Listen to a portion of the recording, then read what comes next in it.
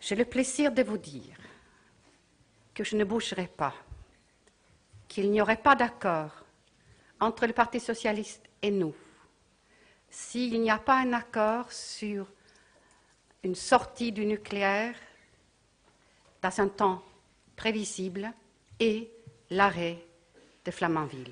Juste avant de commenter son discours, on voit qu'elle est très catégorique, je voudrais, Sébastien Bollert, vous faire réagir à la tête que fait Cécile Duflot, juste derrière Eva Joly, pendant cette déclaration. Alors pour ceux qui n'ont pas été très attentifs, je vous propose de revoir et regardez bien Cécile Duflot.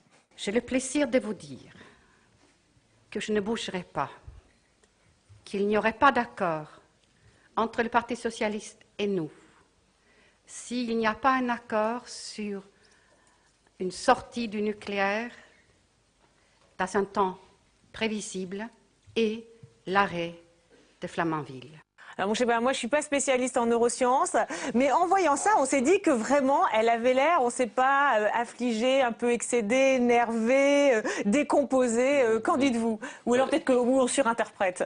Moi je crois qu'on l'a vu passer par trois expressions.